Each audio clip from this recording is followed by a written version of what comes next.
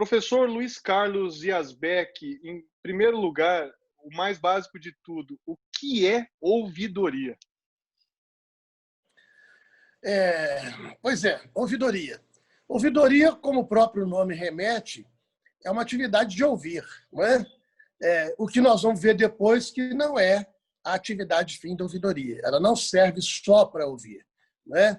Mas é um nome que tem esse instituto, que é um nome antigo, que vem lá do Brasil colônia, quando Portugal chegou aqui e instaurou as ouvidorias, não é? Tanto que nós temos lá no Rio de Janeiro a Rua do Ouvidor, que é lá do século XVII, que é uma rua antiga, tal. Quem era o ouvidor naquela época? O ouvidor era um cobrador de impostos, era um cara que ficava de olho em quem estava sonegando, quem estava pagando, um fiscal do imposto de renda da época. Então, o ouvidor ele era os ouvidos do rei. Ele ouvia o que estava acontecendo e levava lá para a corte aquilo que ele conseguia apurar. Então, veja bem, houve bastante mudança, né, no sentido de ouvidoria, do modo como a gente emprega hoje. Hoje em dia, a gente usa a ouvidoria para denominar um instituto que as empresas criam para ouvir os seus clientes, o cidadão, a empresa pública para ouvir o cidadão, né? E ouvir dele o quê? As reclamações, as críticas, as sugestões. Então, basicamente, a ouvidoria é um lugar onde vão as pessoas insatisfeitas manifestar a sua insatisfação, pedir uma indenização por eventual prejuízo, fazer alguma denúncia em relação a alguma irregularidade e, eventualmente, mas muito eventualmente, fazer um elogio. Porque a gente sabe que nas ouvidorias hoje em dia, o elogio não passa de 1%. Mas, para poder se mexer, para fazer um elogio, a pessoa tem que estar muito feliz. Agora, para fazer uma reclamação, não precisa estar muito chateada. A pessoa já se motiva a ir para a ouvidoria. Então, a ouvidoria é um canal de comunicação, por isso que nós chamamos a ouvidoria de canal de comunicação. Isso é importante observar, porque tem muita gente que pensa que é um canal de advocacia, que a ouvidoria vai defender a instituição que está sendo acusada pelo cliente. O nosso ponto de vista é outro. E é esse que é o melhor ponto de vista da ouvidoria. Nós fazemos o intercâmbio com o cidadão, com o nosso cliente, com o freguês, com aquela pessoa que está ali com algum problema em relação à nossa instituição. Então, a ouvidoria é um meio de comunicação que funciona para situações de rompimento de vínculo entre o cidadão e a organização, quando esses vínculos começam a se romper, a ouvidoria vai tratar isso. Eu costumo denominar a ouvidoria, chamar a ouvidoria de UTI de vínculos. Interessante isso, UTI de vínculos, hein? Pois é, professor, você falava uma coisa muito interessante aí, que a ouvidoria são os ouvidos, né? Vamos dizer assim. Mas você ouve para quê? Para entender o que está acontecendo, como é que o consumidor pensa, eventualmente prever alguma coisa que pode dar problemas também na organização, algum recado que você não captou, mas que vai vir, e até espontaneamente e gratuitamente, tanto do consumidor, e também tem muitos que fazem um trabalho mais interno com os próprios profissionais, né? Fala um pouquinho disso. É isso, Felipe. Você tocou num ponto aí que nem os próprios ouvidores, muitos deles, não têm consciência disso. Eu já dei mais de 50 cursos pelo país sobre ouvidoria, formando, capacitando o pessoal para ouvidoria. Trabalho com isso. Ultimamente tenho me dedicado a trabalhar a gestão de conflitos na ouvidoria, especificamente porque a ouvidoria é um lugar de baixo astral, de conflito, né, de situação difícil. Então, quem trabalha ali tem que saber, tem que ter o mínimo de competência para lidar com esses problemas, né, com esses conflitos. Então, mas quando você falou que a ouvidoria é ouvir, e eu disse que esse é o sentido mais comum, até por ser óbvio, ouvidoria tem a ver com ouvido, eu digo nos meus cursos e no meu livro, eu tenho um livro também que nós publicamos, esse aqui, Ouvidoria, Mídia Organizacional, né, que a gente trata da ouvidoria nesse aspecto. Temos também aqui um outro, que esse aspecto que eu vou dizer agora é mais enfatizado, é uma revista que chama Ouvidoria é Comunicação, que eu fui o editor, feita lá pela Abraccorp, lá da USP de São Paulo. Então, o que nós falamos é o seguinte: ouvir não é atividade fim da ouvidoria, é atividade meio. Ele não está lá só para ouvir, ele está para responder, o que é muito mais complicado, né? No popular, a gente fala assim, falar é fácil, ouvir é difícil. Eu acrescento, responder é muito mais difícil. Porque responder é falar levando em conta aquilo que você ouviu. Não é falar qualquer coisa. Você tem que ouvir, absorver aquilo, dialogar com o que você ouviu e buscar respostas. Então, a atividade fim da ouvidoria é responder. A atividade meio, ouvir. Né? E a atividade de fachada é estar disponível, com pleno acesso a todo e qualquer cliente, cidadão, usuário da organização. Aí que está, né? Estar plenamente acessível. Então, uma ouvidoria não é uma área só para você criar fale conosco e some, né? Então, tem que ter toda uma estrutura por trás, isso é algo bem importante. E é uma estrutura que é essencialmente comunicacional, ou seja, isso vai impactar diretamente nas próprias atividades comunicacionais daquela organização, né? Sim, então, você falou aí, tem que ter toda uma estrutura por trás, eu digo que tem que ter toda uma estrutura na frente. A ouvidoria não tem que ter nada atrás, ela vai ter em relação à instituição, mas para o cliente ela tem que estar totalmente visível, tanto a expressão quanto a estrutura dela tem que estar visível. Todas as pessoas têm que conhecer como acessar a ouvidoria.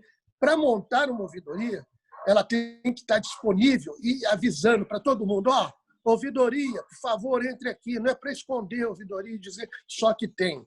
Muita gente faz ouvidoria e esconde a ouvidoria, que diz assim, eu já cumpri minha obrigação, eu tenho aqui um instituto de diálogo com os meus clientes, tal, e pronto.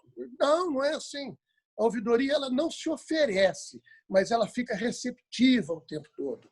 Aliás, a função da ouvidoria é ser receptiva, não é ser agressiva. Ela pode até trabalhar proativamente, mas ela está ali como se fosse o braço aberto, o colo da mãe, não é? O colo do amigo. É onde a pessoa vai procurar um amparo, a pessoa que está precisando vai procurar um amparo. Por isso ele tem que estar sempre disponível, por isso tem que estar visível, por isso que a expressão e a estrutura tem que ser transparente. Né? Nada por trás, tem que ser tudo ali mostrando, nós somos aqui um instituto de comunicação, estamos aqui para ouvir o cliente, para levar essa reclamação lá para dentro e para fazer responder, fazer com que a organização responda. Isso é importante, Felipe, a gente ressaltar. Quem responde não é a ouvidoria, é a instituição. Responde através da ouvidoria. Quem leva a questão para a instituição é a ouvidoria. Ela recebe do cliente, manda para a instituição. A instituição resolve com a assessoria da ouvidoria, que vai o tempo todo acompanhar essa resolução dentro da organização, se possível, advogando em favor do cliente. Esse é um outro problema, outra questão que muita gente pensa como problema. Mas a ouvidoria não é da instituição, ela não tem que defender a instituição daquele que fica falando mal dela. É o contrário. A ouvidoria tem que ser uma pedra no sapato da instituição. Ela é uma instância crítica da organização. Então, o ouvidor ele tem que estar ali fazendo a função dele no sentido de mudar também internamente a organização. Porque qual é o interesse de qualquer instituição, qualquer organização? Servir ao cliente e resolver e dar satisfação ao cliente, né? Proporcionar satisfação ao cliente. Se o cliente está reclamando, sinal que alguma coisa está errada. Né? E, muito possivelmente, quem está errado é a organização. E quem é que vai dizer isso lá para dentro da organização? O ouvidor. Então, o ouvidor tem que ser um sujeito crítico, um sujeito que não vai fazer a função dele só para agradar o chefe dele, ou só para agradar a instituição. Pelo contrário, ele vai desagradar o chefe dele, vai desagradar a instituição. Essa é a função dele, ser essa pedra no sapato. Porque só assim as organizações podem crescer, só assim ele pode ser honesto na função dele, de ser o porta-voz das insatisfações dos clientes e um agente de mudança cultural dentro da organização. Fazer com que a organização se transforme para proporcionar satisfação ao cliente. Isso não é fácil de fazer. Por isso que os cargos de ouvidoria eles precisam ser resguardados, a nomeação, por estatutos ou por uma norma interna que assegure permanência do ouvidor no cargo durante o período de seu mandato. Porque é muito fácil o ouvidor contrariar o chefe e o chefe mandar o ouvidor embora. Não poderia acontecer isso nunca. numa instituição democrática. Ele vai contrariar, porque a função dele contrariar não é só tecer elogios e colocar panos quentes nos problemas, mas levar o problema até as últimas consequências, e com isso ele vai causar muita insatisfação dentro da organização. Por isso que o ouvidor também tem que ser uma pessoa política e polida para fazer isso com a educação, com jeitinho, para que não ofenda a instituição, não ofenda as hierarquias, mas, ao mesmo tempo, ele cumpra legitimamente a função dele de ser essa instância crítica da organização. Muito bom, professor, bem esclarecido. Agora, rapidamente, uma distinção ou uma explicação. Ouvidor, ouvidoria e ombudsman. É a mesma coisa? É diferente? Ombudsman e ouvidoria? A questão aí é quase terminológica mesmo, mas tem uma diferença na praxis, né? Mas surgiu de um problema assim, terminológico. Ombudsman não é uma palavra em inglês, é uma palavra sueca, e surgiu o ombudsman na Suécia, né? E quer dizer o representante do povo, o homem que representa o povo, entendeu? Junto ao governo. Então, esse ombudsman, esse man, no final, não é homem, não. Tem gente que até, quando é mulher, coloca ombudswoman. Eu falei, não tem sentido, porque esse man não quer dizer homem masculino, né? Quer dizer o representante, né? Pode ser homem, pode ser mulher. Enfim, mas aí esse nome no Brasil ele ficou ligado às empresas privadas. A Folha de São Paulo teve o primeiro ombudsman da história do Brasil e nos falava ouvidor, falava ombudsman. Por quê? A Folha de São Paulo é uma instituição privada. Então, ela tinha ombudsman. E os ouvidores ficaram com o serviço público.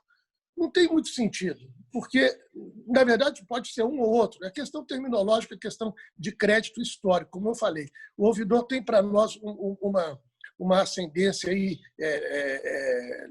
de etimologia lá do ouvidor de Portugal Colônia, né? Então, mesmo em Portugal, hoje não se fala em ouvidor, não tem essa palavra ouvidor para isso, né?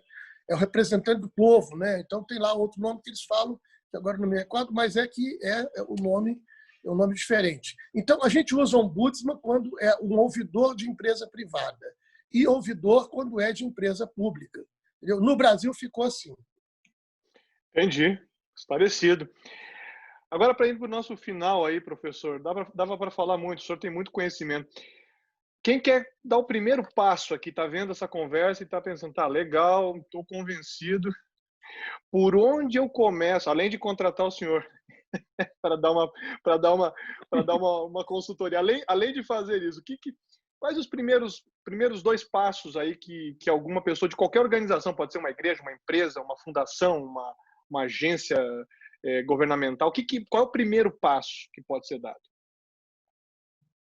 Olha, o primeiro passo é olhar para dentro da própria organização, da essência, das premissas da sua organização e ver se ela suporta uma ouvidoria. Porque não é todo mundo que aguenta isso.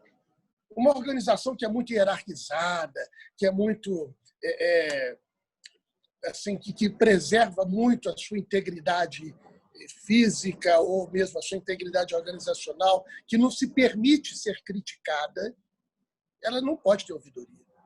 Né? Se a sua cultura não é uma cultura democrática, de ouvir as críticas dentro da própria organização, dos funcionários, dos empregados, absorver isso, tentar melhorar a partir das críticas, se não existe essa predisposição, não faça ouvidoria, porque vocês vão sofrer muito.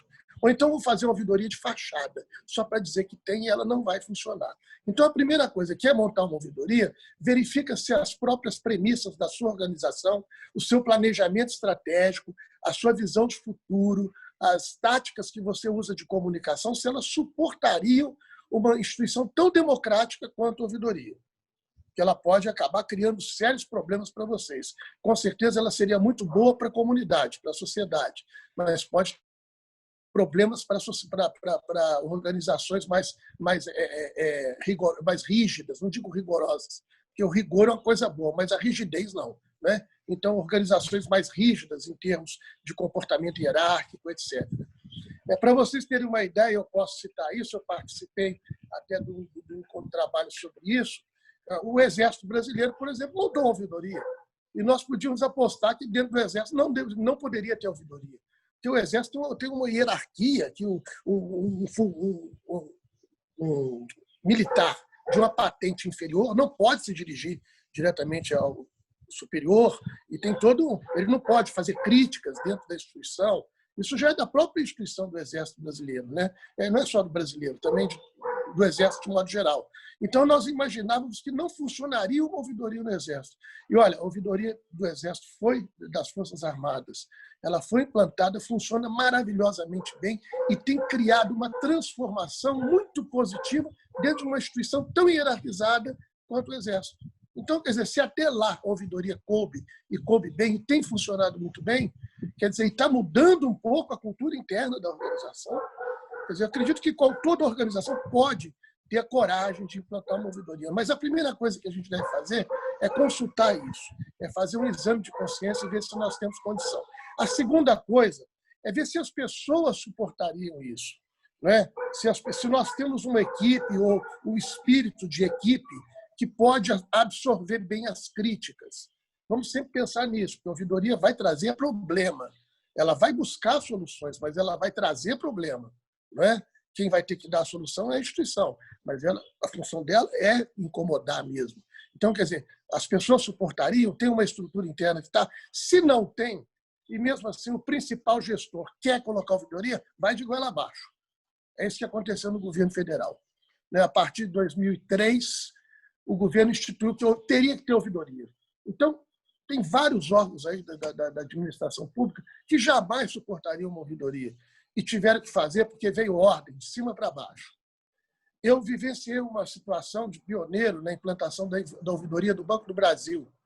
Eu tinha voltado do meu doutorado em São Paulo e na minha tese, que você conhece bem, eu falo a respeito da administração da identidade. A ouvidoria veio como uma luva, como uma mídia organizacional que proporciona a administração da identidade da organização. Então, eu coloquei isso para o Banco do Brasil e nós criamos, em 1998, a primeira ouvidoria de bancos no país. O BB Responde. Foi criado com base, com inspiração na tese que eu tinha feito, com o patrocínio do banco. Veja bem, porque o banco me patrocinou esse doutorado para estudar isso. Então, eu voltei e devolvi para a empresa contribuições que fundamentaram a criação da primeira ouvidoria de bancos. E, rapaz, o que nós sofremos com o Banco Central, que nos proibiu de fazer isso, porque, na época, o Banco Central do Brasil, que controla todos os bancos, disse que isso não era a função do banco, que a função do banco é trabalhar para a instituição e não para ficar recebendo reclamação das pessoas e atendendo críticas, etc. Isso aí era para empresa de varejo. E o banco não é uma empresa de varejo. O banco não vende produto, o banco vende dinheiro. Então, tinha todo um entendimento naquela época diferente que trazia muitos entraves para a continuação da ouvidoria. Chegamos mesmo a receber ordem de extinguir a ouvidoria. Não extinguimos porque nós argumentamos que era um instituto democrático. E mais do que democrático, um instrumento de esperteza mercadológica. Porque se você abre um canal para o seu cliente reclamar, o seu cliente não vai embora, ele vai reclamar. Porque quem ama, reclama. Quem não ama, vai embora. O cliente quer ficar, mas ele está com problema, então ele tem onde reclamar. E nós vamos recebê-lo muito bem. A ouvidoria deve entender que qualquer reclamação é uma consultoria gratuita que ela vai receber. É uma contribuição que ela recebe para se aprimorar, para poder mudar suas práticas que estão trazendo prejuízo para as pessoas. Então, esse tipo de entendimento começou a vigorar e a ouvidoria pegou. E pegou tanto que todos os bancos hoje têm ouvidoria. E o Banco Central obriga todas as empresas, todos os bancos a terem sua ouvidoria e não só a ter ouvidoria, mas a prestar conta semanalmente com o ranking das principais reclamações. Veja bem, essa é uma das vantagens de ser pioneiro nas coisas. A gente vê a coisa acontecendo e a mentalidade mudando, com o tempo. E dá uma satisfação muito grande. A gente vê que aquilo que a gente já acreditava, hoje já é uma prática, praticamente assim, uma prática praticamente tácita numa sociedade democrática. Muito bom. Professor Yazbek, hein? A gente aprende muito, hein, ouvindo. Obrigado por esse papo aí. A gente vai conversar sobre outros assuntos. O senhor tem muito aqui a nos ensinar em outras áreas também, além dessa da questão da ouvidoria. Obrigado por esse tempo, por esse espaço aí, tá? Olha, eu agradeço e quero dizer o seguinte, é um prazer a gente poder falar das coisas que a gente acredita, das coisas que a gente experimentou e poder passar isso para as outras pessoas, não é?